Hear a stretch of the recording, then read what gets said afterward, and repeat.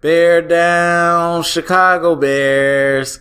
All right, so welcome back to another episode of the Bear Trap on the Boomer Bust channel, a Bears podcast by a Bears fan. I'm your host, Terry, and today recapping our Week 5 victory against the Tampa Bay Buccaneers.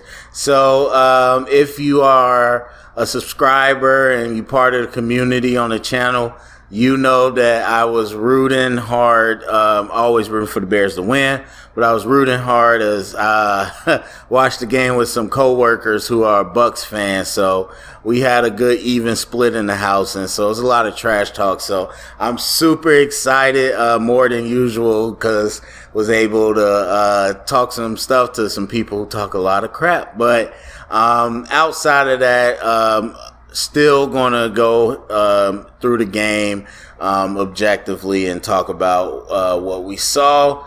But yes, big victory for the Bears on a lot of different levels. Obviously, the national stage going against Tom Brady, but also not really having a great start. I mean, it wasn't horrible, but the first quarter definitely was rough. And to be resilient, to fight back and through that adversity, rather than just giving up, that's a big victory. Obviously, Nick Foles coming off a loss in his first start, and kind of turning around and see what he can do and just a number of different things. So want to give praise to the win, because everybody gets upset that I'm not a cheerleader, but that's not me. But I want to praise that win. All right, so talking about the game, though, as it actually unfolded, I would say it was definitely a sloppy game. It was more so on our end in the first half. There was definitely times the Bucs were walking down, or the refs were walking the Bucs down the field. Not to say that every penalty wasn't warranted, but just to say that they were moving based off flags more so than they were execution. But then in the second half, that really turned around. As you saw, they had over 100 yards in penalties. There's no way around that as a sloppy game of football for the Bucs. But also, I wouldn't say bailing us out, but, well, yes, I would say that, because the fact of the matter is, when you have almost no run game, and even though we were able to hit some play action passes off of that, there's a lot of times that we were one-dimensional and stagnant, and without those penalties, we couldn't sustain drives. We know how we are with third downs on offense, and we just too many times take ourselves off the field too early, and a lot of these penalties today help set us up, but also help the defense too in a certain spot. So you can't get over 100 yards of penalty yardage and not say it didn't help you.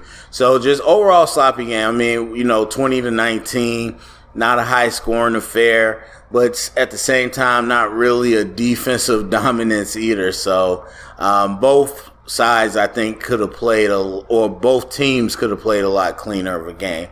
But again, just being resilient and fighting it to the end, and the defense really doing this job and keeping us in the game and not allowing touchdowns when there's scoring opportunities. That's really what it comes down to. So as far as the offense, it's tough. I gotta give them like a C, like right at a C. Again, obviously in the first half, we definitely had some struggles. And after that, I still don't think we were amazing, but we pretty much showed that with our receivers, we can move the chains when you give them a chance.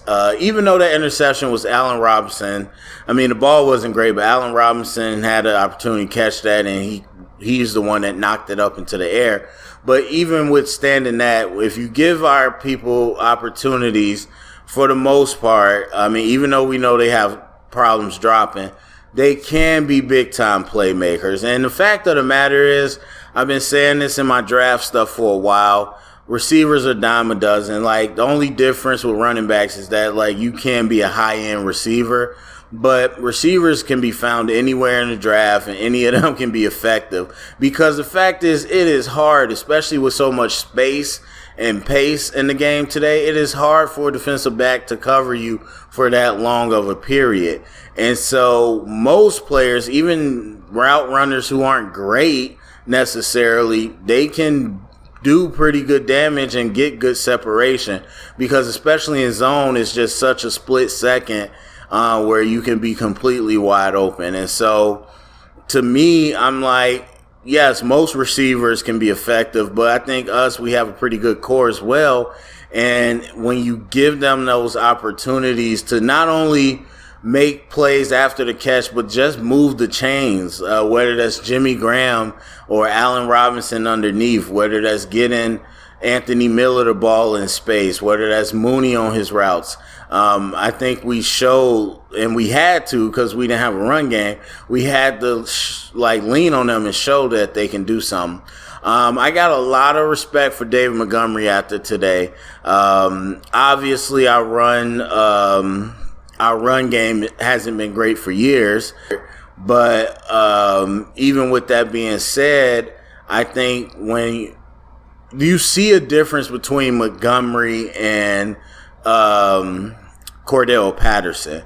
Obviously, one's a pure running back, but even still, you see a difference when both of those guys had a ball. And Montgomery, even if it's him catching almost 10 catches, not a lot of yards, but still, when he gets the ball, he has talent. And I always said that I still will contend his vision is not quite there, but he clearly has talent when he has the ball.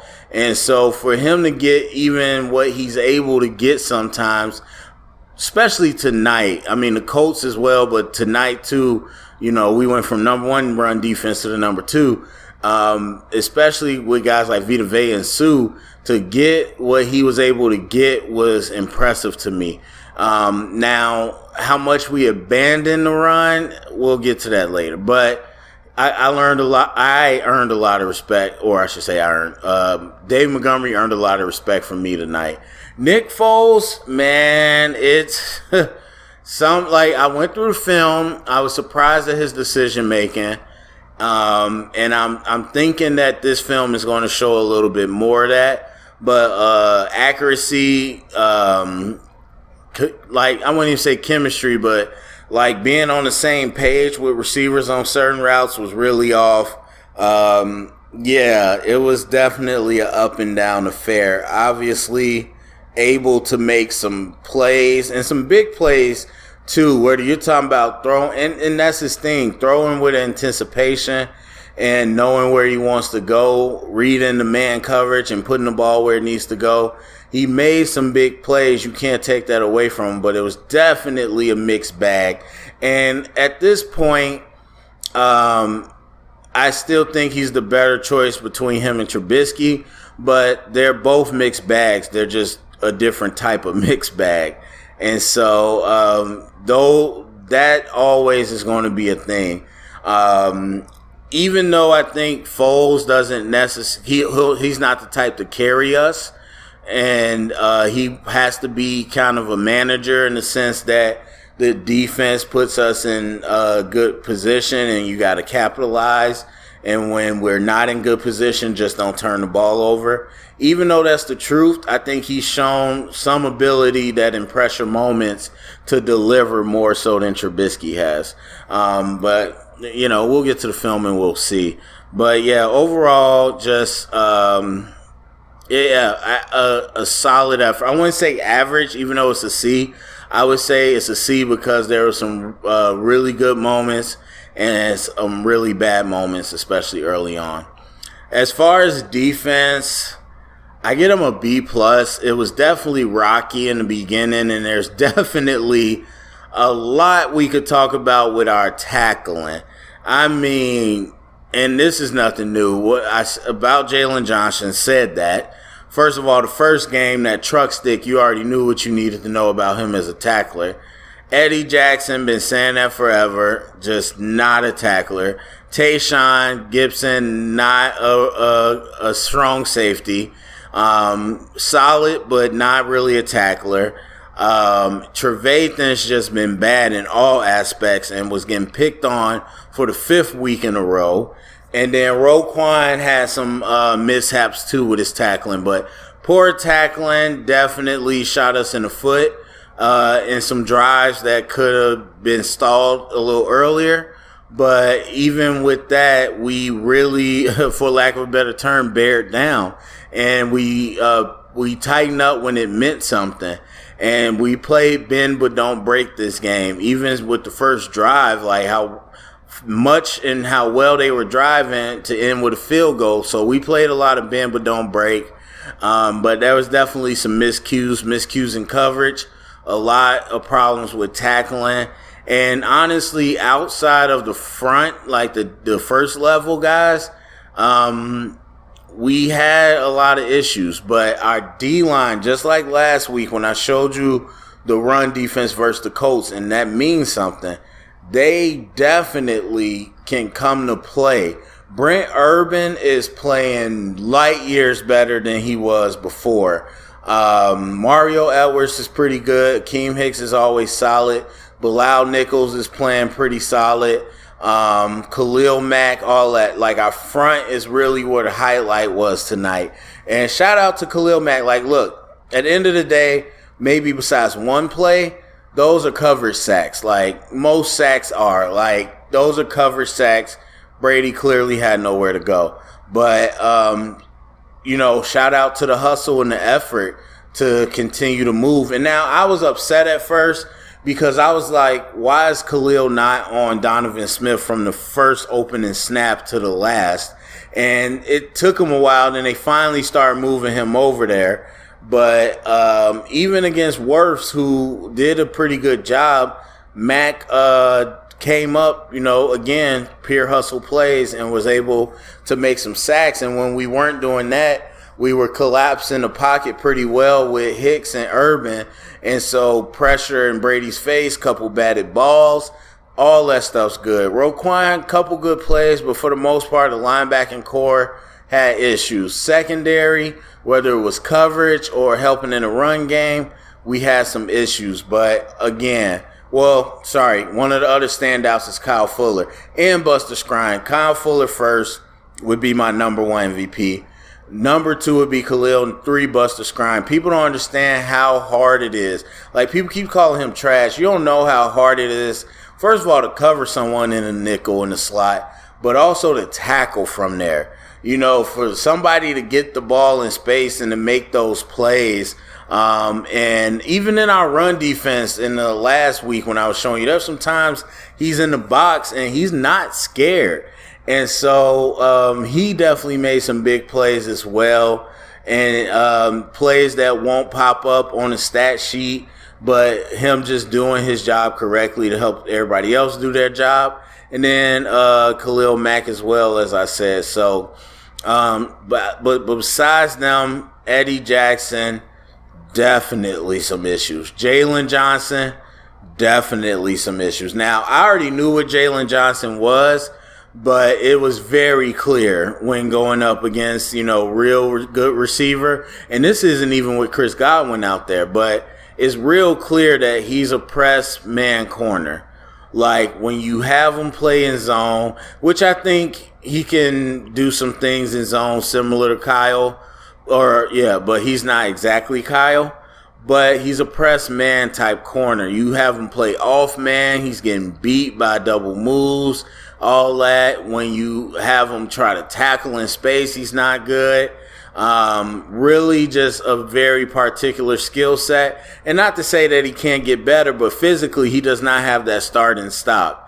He does not have that quick twitch ability, and neither does Kyle Fuller. So, he fits the scheme, but he's never going to be like that premier corner. That is what it is. That's fine. So, overall, though, once we get into the second half, and even though penalties helped a lot, we really did a good job being disciplined. We did a real good job holding down when it was time to hold down. And coverage, definitely towards the fourth quarter, started to be outstanding. and really gave us the way to having a lot of those pressures and sacks. So that's what I saw. Overall, all your complaints were on display tonight. I have to, I mean, not that I look to defend anybody, but I have to agree. First of all, it was extremely obvious. Like, at first, it was kind of, especially with Cohen, it was kind of 50-50, like, you know, a toss-up. But now it's extremely obvious we're using Cordell way more. More likely because we don't even want to run the ball. We want to be able to pass. And that's a problem. I don't care. I don't care what the situation is, what the defense ranks. I don't care what the O-line looks like. You cannot come out there and pretty much declare I'm not running to my starting running back.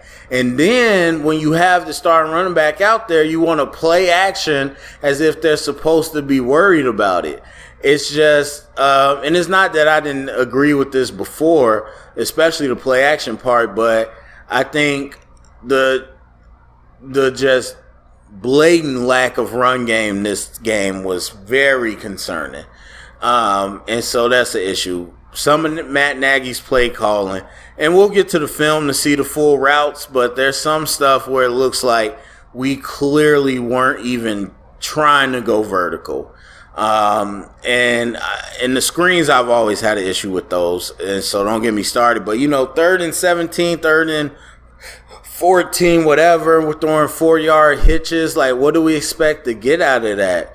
Or now we talking about winning this game. It very close could not have turned out that way.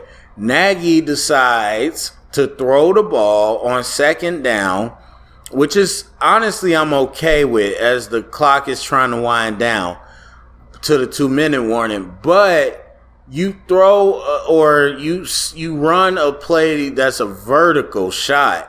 And granted, you got a one-on-one, but why would you take that high-risk throw when if you wanted to throw the ball, you run a shallow cross, a clear. You run a crosser. You run a crisscross. You do something that is high, you know, success rate.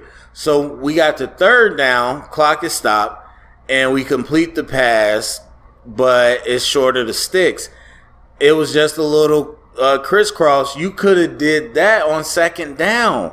Again, I don't have a huge issue with you passing the ball, but they're on their toes. So I would have liked to see you throw something a little more not high risk, but something a little more high percentage, and rather than taking a shot. And then we didn't run in that situation, and so it's just the clock management there was very questionable. But the defense, the defense stood up twice in that situation, forcing that quick play, and then obviously after they got the ball back, after we got the field goal and then Brady got the ball back, then the defense again stood up. So, yeah, and then obviously Trevathan being exposed, you know, all the things that we pretty much had issue with kind of showed up tonight. And so, again, by no means is this a perfect game. By no means, even with a 4-1 record, does this mean that I think we're some type of contender. I think we are still where we were last year, where if we get a couple breaks that go our way, we can compete with most teams. Now, when you're talking about a Chiefs, Seahawks, you know, those types of teams, I'm not so sure. But again, surprising victory tonight, surprising fight. And they took what was given to them by the Buccaneers, and they ran with it. So shout out to them. All right, so that's it for me. I'm getting tired. Go down to the comment section. Let me know what you think about tonight. Share around. Get the conversation started. Thumbs up, subscribe. And remember, stay up and bear down.